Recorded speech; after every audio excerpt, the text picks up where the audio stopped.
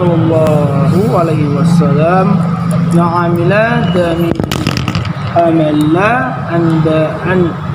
anjalahu min azabi qabri min zikrillah. Dari Sayyidina Muaz bin Jabal radhiyallahu baginda Rasulullah SAW bersabda, tidak ada amalan seorang yang lebih menyelamatkan dirinya dari siksa kubur melebihi zikrillah.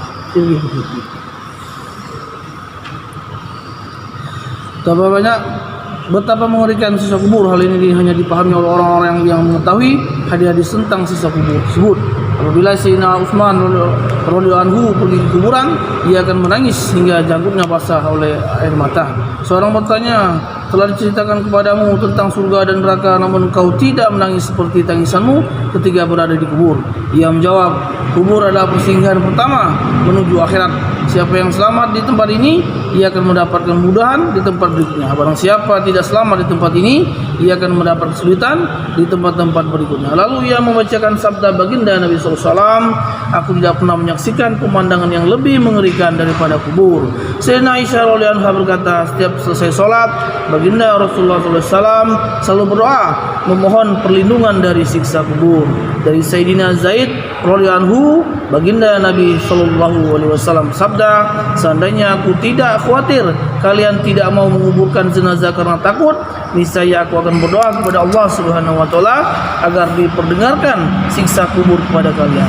Selain manusia dan jin, semua makhluk hidup dapat mendengar suara siksa kubur ini. Sebuah hadis menyebutkan ketika baginda Nabi SAW berada dalam suatu perjalanan, tiba-tiba unta beliau berhenti ketakutan. Seorang bertanya, mengapa unta ini ya Rasulullah?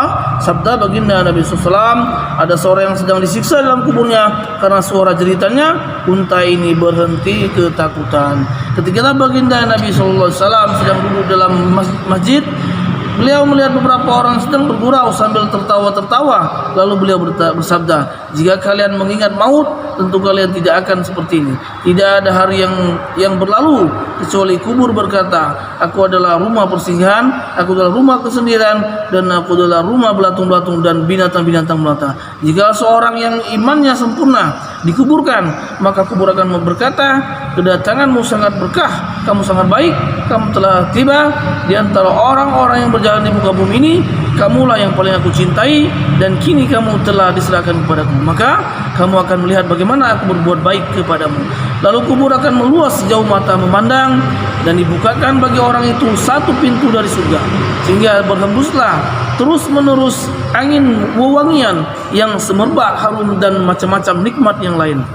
Sedangkan jika orang kafir atau pendosa yang dikuburkan, maka kubur akan berkata, kedatanganmu sangat celaka dan tidak berkah. Apa perlunya kamu datang kemari? Di antara orang yang berjalan di muka bumi ini, kamulah yang paling aku benci. Sekarang kamu telah diserahkan kepadaku, maka kamu akan melihat bagaimana aku memperlakukanmu. Lalu bumi menghimpit sehingga tulang-tulang saling berhimpitan seperti tangan jari-jarinya disilang satu sama lain. Kemudian mereka akan diserang oleh 90 atau 90 ekor ular yang akan menggigitnya hingga hari kiamat. Baginda Nabi SAW bersabda, seandainya satu ekor ular itu menyemburkan bias-bisanya di muka bumi sekali saja, tentu sampai hari kiamat tidak akan tumbuh perumputan di muka bumi. Lalu beliau bersabda, kubur adalah satu taman-taman dari surga atau lubang-lubang dari neraka. Sebuah hadis menyebutkan ketika baginda Nabi SAW melewati dua kuburan, beliau bersabda, penghuni kubur ini sedang disiksa. Yang pertama disiksa karena mengadu domba, dan yang kedua karena tidak berhati-hati dalam buang air kecil, tidak menghindarkan badannya dari kencing. Dewasa ini banyak di antara orang-orang yang dikatakan modern menganggap bahwa bersuci melepaskan buang air kecil adalah aib dan menjadikannya sebagai bahan tertawan. Para ulama berkata, kurang berhati-hati menjaga buang air kecil adalah dosa besar. Bahkan Ibnu Hajar Al-Makki rahimahullah meriwayatkan sebuah hadis sahih, kebanyakan siksa kubur disebabkan oleh orang buang air kecil yang tidak hati-hati.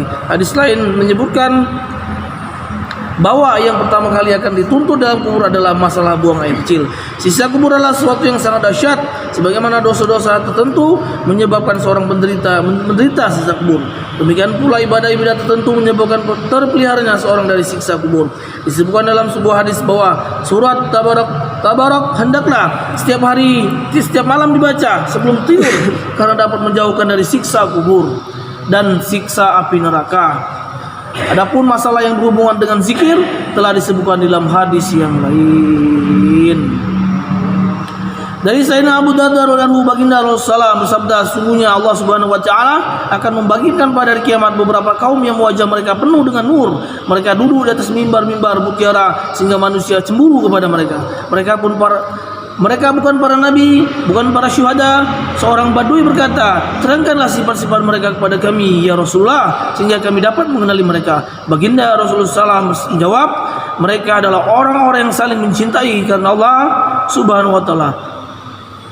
Berasal dari suku-suku yang berbeda-beda dan dari tempat yang berbeda-beda pula. Mereka berkumpul untuk berzikir kepada Allah Subhanahu wa taala dan mengingatnya. Hadis riwayat Tabrani dari kitab Ibnu Mas'ud. Disebutkan dalam riwayat lain bahwa di surga ada tiang-tiang yang terbuat dari yakut, yang di atasnya ada rumah-rumah panggung yang terbuat dari zabarzat, zamrud. Semua pintu-pintunya terbuka. Rumah panggung itu begitu gemerlapan sehingga bintang yang bersinar terang benderang. Penghuni rumah panggung itu adalah orang-orang yang saling berkasih sayang karena Allah Subhanahu wa taala, orang-orang yang berkumpul dalam suatu majelis semata-mata karena Allah Subhanahu wa taala, dan orang-orang yang bertemu karena Allah Subhanahu wa taala. Para ahli berbeda pendapat mengenai zabarzat dan zamrud. Apakah satu batu dengan dua nama atau memang dua jenis batu yang berbeda? Yang jelas keduanya adalah nama bagi batu permata yang berkilauan. Dewasa ini orang-orang yang duduk di zawiyah atau pondok-pondok zikir telah dicaci dan dicemooh oleh banyak orang dan dianggap miskin dari segala segi. Orang boleh saja berkata kepada mereka, tetapi kelak ketika mata sudah terbuka di akhirat, barulah kita akan mengetahui bahwa para ahli majelis zikir itu akan mendapat keganjaran yang sangat menakjubkan, yaitu ketika mereka duduk di atas mimbar mutiara dan berada di rumah panggung yang megah. Pada hari itu alangkah beruntungnya orang-orang ahli zikir dan alangkah ruginya orang-orang yang mencela dan menghina mereka. Seorang penyair berkata, jika debu tersingkap maka akan kau ketahui kuda atau keledaikah yang engkau kendarai. Betapa tinggi ahli zawiyah atau pondok-pondok zikir di sisi Allah Subhanahu wa taala yang sekarang ini diaji dan dihina oleh banyak orang. Dari beberapa hadis disebutkan betapa banyak keutamaan tempat-tempat zikir tersebut. Sebuah hadis menyebutkan bahwa rumah yang digunakan untuk berzikir akan terlihat bersinar oleh penduduk langit seperti bintang yang dilihat bersinar oleh penduduk bumi. Hadis lain menyebutkan bahwa Allah Subhanahu wa taala menurunkan sakinah, nikmat khusus ke dalam majelis-majelis zikir. Para malaikat akan mengurumuni majelis itu. Rahmat Allah Subhanahu wa taala akan turun kepada mereka dan nama-nama mereka disebut-sebut oleh Allah Subhanahu wa taala di arsy-Nya. Sayyidina Abu Razim rahimahullah, seorang sahabat berkata, Baginda Rasulullah SAW bersabda, maukah aku beritahu kepada kalian sesuatu yang menguatkan agama, yang dapat mendatangkan kebaikan di dunia dan akhirat bagimu? Sertailah selalu orang-orang yang berzikir kepada Allah Subhanahu wa taala. Jika engkau sendirian, berbanyaklah zikir semampu kamu. Sayyidina Abu Hurairah radhiyallahu anhu berkata, penduduk langit akan melihat cahaya rumah yang digunakan untuk berzikir, sebagaimana penduduk bumi melihat cahaya bintang-bintang di langit. Rumah yang digunakan untuk berzikir akan sangat bercahaya dan sinar-sinar seperti bintang-bintang di langit. Banyak wali Allah yang telah diberi kemampuan melihat nur orang-orang soleh dan nur rumah-rumah yang digunakan untuk berzikir dengan mata kepalanya. Syekh Fudail bin Iyah rahmatullahi, seorang syekh terkenal, berkata, penduduk langit akan melihat rumah yang digunakan untuk berzikir seperti sinar lampu yang sangat terang. Diceritakan bahwa Syekh Abdul Aziz Dabak rahmatullahi, seorang ulama pada masa yang tidak terlalu lampau, tidak bisa baca dan tulis, ia mampu membedakan ayat Al-Quran, hadis-hadis kursi dan hadis-hadis nabawi serta hadis-hadis palsu. Dikatakan bahwa jika ia melihat orang yang sedang berbicara, ia akan segera mengetahui dari nur yang keluar dari nur orang itu apakah yang dibacakan itu Al-Quran atau hadis baginda Nabi SAW. Sebab Al-Quran punya nur tersendiri dan hadis baginda Nabi SAW mempunyai nur tersendiri yang berbeda. Sedangkan dalam ucapan selain Al-Quran dan hadis, kedua nur yang khas itu tidak ada. Dalam kitab Taghizatul Khalil, kitab riwayat hidup Maulana Khalil Ahmad rahmatullahi berkarya. Maulana Zafar Ahmad rahmatullahi ditulis bahwa ketika Maulana Khalil Ahmad rahmatullahi menunaikan ibadah haji yang kelima, ia sedang bertawaf kudum di Masjidil Haram.